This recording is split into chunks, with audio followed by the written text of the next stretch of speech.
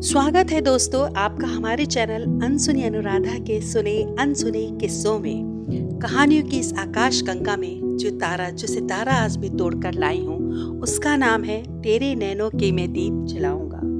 चांदबाग एक बहुत ही खूबसूरत सा शहर, नदियों से घिरा हुआ ये शहर, ठंडी हवाएं जिसमें झरनों की ठंडी फुहार, रंग बिरंगे चमकीले फूलों का ये शहर। एक खूबसूरत नवयुवक एक सड़क से रोज निकलता और आता जाता।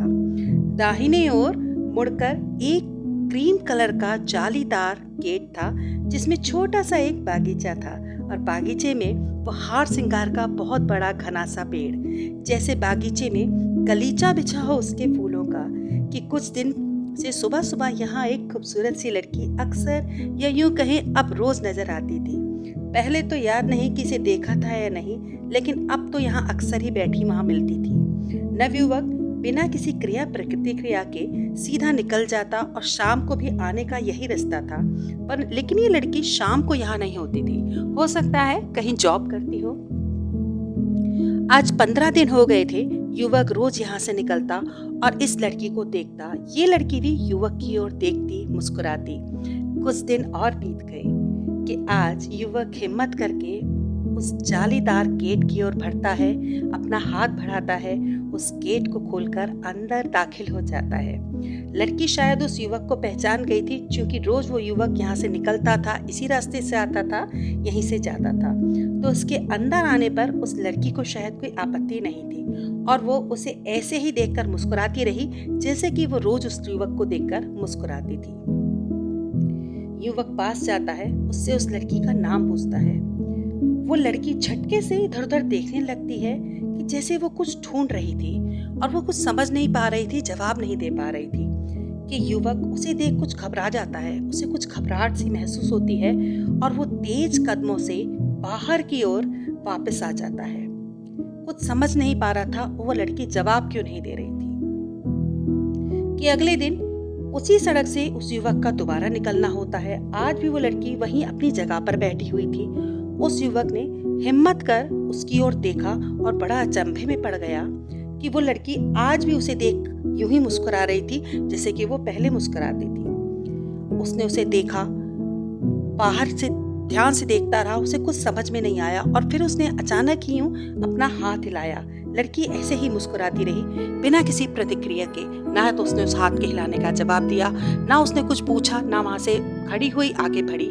बस वो यूं ही युवक को मुस्कुराती हुई देखती रही।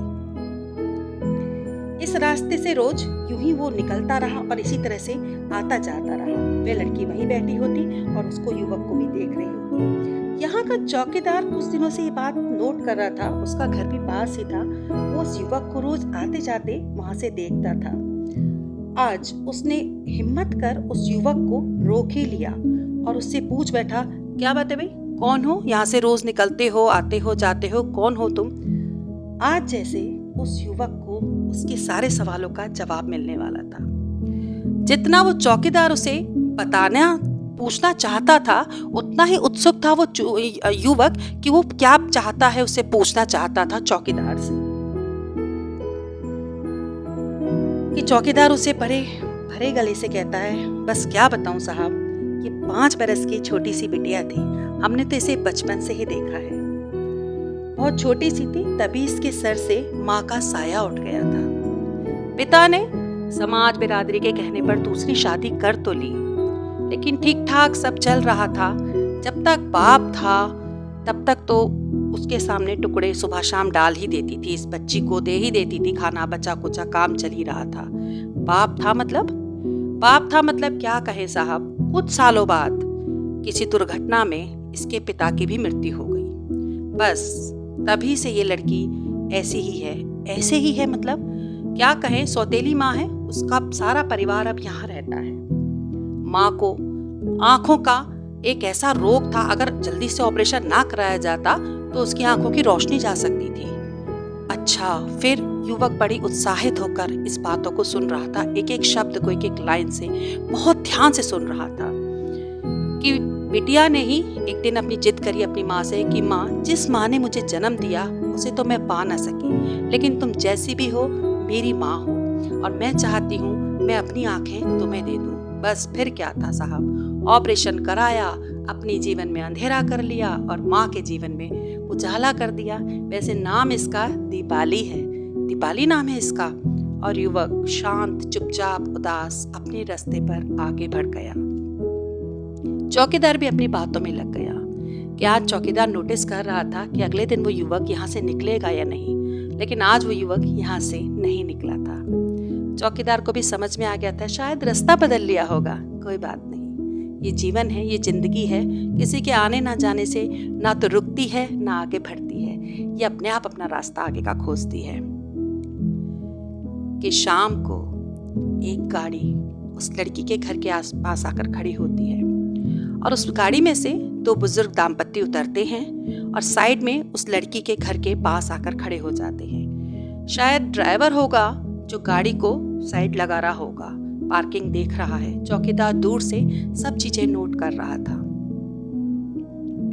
चौकीदार की आंखें भर आती हैं उस गाड़ी से जो युवक उतरता है उसे देखकर। ये वही युवक था जो डेली सुबह इस सड़क से निकलता था और शाम को वापस अपने घर जाता था। और ये बुजुर्ग दाम्पत्य हो ना हो इसके माता पिता थे। चौकीदार कभी गाड़ी को देखता है, कभी उस युवक को देखता है और कभी नीले आकाश को। बाहर है ऊपर वाले, न जाने कौन सा कब तू रास्ता खोल दे, कौन सा दरवाजा कब तू किसके मुंह पर बंद कर दे। कि युवक अब अपने माता पिता को लेकर उस गेट की ओर बढ़ रहा था और हवाओं में वो गीत गूंज रहा था, तेरे नैनों के दीप में जलाऊंगा। तो ये थे अनसुनी अनुराधा का एक सुना अनसुना सा किस्सा।